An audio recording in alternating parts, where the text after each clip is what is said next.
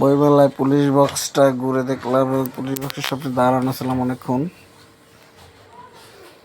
Police আপু যাচ্ছেন, সামনে আবার দুই আপু হাত বেঁধে যাচ্ছেন। এখানে বাচ্চাটা আমাদের নিয়ে হাঁটছে, বাচ্চার আম্মু। রং বেরঙের লোক, পুলিশ বক্সের সামনে থেকে শুরু করলাম। দেখি লোক যাচ্ছে, কেউ হাসি খুশি, সবাই এখানে আনন্দ উপভোগ করার জন্য আসছেন বইমেলাতে। বইমেলা হচ্ছে বছরে একবার হয়, 21শে বইমেলা 2025। বাংলা একাডেমি এবং সরোয়ার্দী উদ্যানের এক অংশ নিয়েই এই বইমেলা। এখানে হুমায়ুন আহমেদের একটি কাকলি পাবলিকেশন প্রকাশনী, কাকলি প্রকাশনী, এখানে বই বিক্রি হয়। এখানে অনেকজন লেখকের নিয়েই একটি স্টল সাজানো হয়েছে।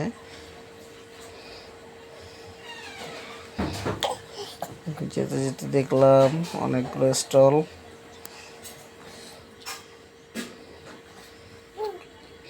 আমরা এখন দাঁড়িয়েছিলাম এখানে, জালমুড়ি কিনতেছে এক ভাই, মাথায় পানি নিয়ে যাচ্ছে। পেয়ারা বিক্রি হচ্ছে এখানে, ফ্যামিলির সবাই নিয়ে আসছে এখানটি।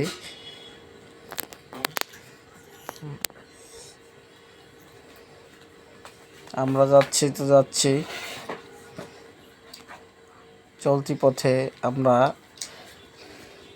কত লোক দেখতে পাই, লাল নীল হলুদ বিভিন্ন কালারফুল লোক এখানে দেখা যায়। যার যার মতো করে সবাই আসে, ঘুরে বেড়ায়। এই জন্য এক আনন্দ ভাগাভাগি করার জায়গা বইমেলা।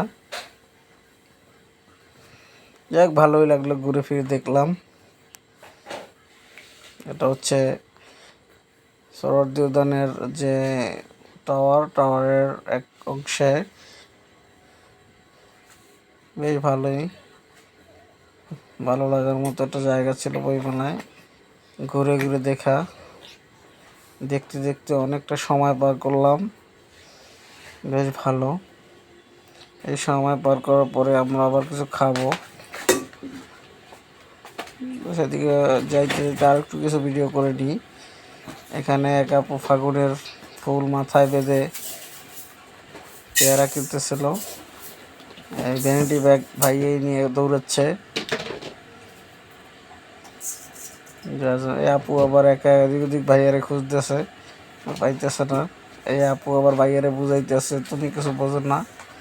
আমরা আস্তে আস্তে চলে আসলাম এই যে খাবারের জন্য, হাজি বিরিয়ানি অ্যান্ড স্টার কাবাব। এখানে আমরা কি খাবো, প্রথমে অর্ডার দিলাম আমাদের জন্য একটা রুটি আর এক পিস হালিম। তো হালিম এর অবস্থা দেখে বিকট মনে হয়েছে যে দুর্ভিক্ষে গোস আড়াই গেছিলো। তো হাড্ডির সাথে 2 পিস গোস অল্প অল্প রয়েছে, এই জন্য আর মজা করে খাওয়া হলো না। ফাঁকা, অবশ্য দাম বেশি রাখে তো তাই কেউ এখানে বেশি একটা খায় না, ফাঁকা থাকে।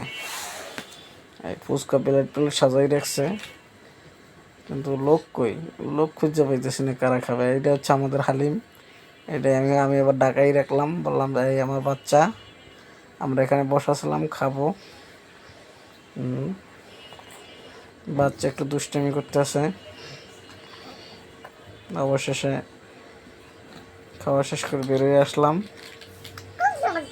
এখানে এসে আবার বই কিনলাম আমরা, একটা ইসলামিক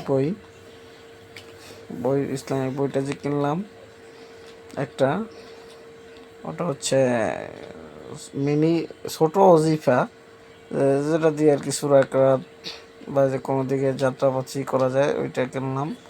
তারপরে একটা গল্পের বই কিনলাম। আর এই যে পাঞ্জেরি পাবলিকেশন লিমিটেড, এখান থেকে কিনছি একটা বাচ্চাদের বই।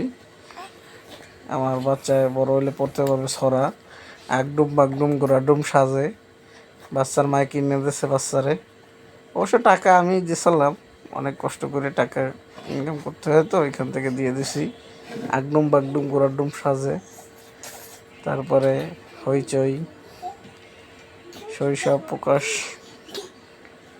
এই ঘুরতে ঘুরতে ঘুরতে ঘুরতে এখান থেকে আমরা বের হয়ে যাব। তো চিন্তা করলাম যে মেইন গেট দিয়ে যেহেতু ঢুকছি, এইখানে একটা আমরা ভিডিও নিয়ে নিই। তো ভিডিও নিতে যাই দেখি লোকজন আসতেছে এখনো শেষ বেলায়, তো প্রচুর লোক। অবশ্য ভালোই লাগলো ঘুরে ফিরে। আমরা এখান থেকে বের হয়ে আবার মেট্রো ধরে চলে আসবো আগারগাঁয়ে। যাক, যারা আপনারা বইমেলা যাবেন 2026 সালে, শুরু থেকেই প্ল্যান করবেন কী কী বই কিনবেন। ওগুলো আগে থেকে বাসায় বই লিস্ট করে নিয়ে যাবেন, কোথায় কোনটা পাওয়া যাবে ইন্টারনেট দেখে আপনারা খুঁজে নেবেন।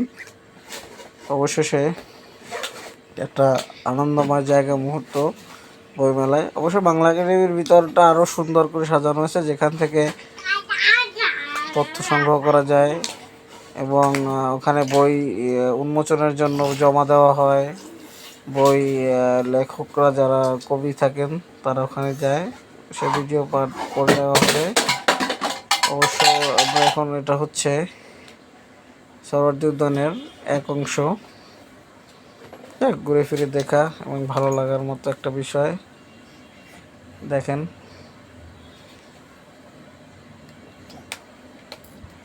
শিশু প্রকাশ হয়, এখানে বাচ্চাদের বইটই থাকে। ভালোই লাগলো, ঘুরে ফিরে দেখলাম। চলে যাচ্ছি, আমাদের দুই আপু আইসে এখন বেরোবে আমাদের সাথেই। দেখ আলহামদুলিল্লাহ ভালো লাগলো।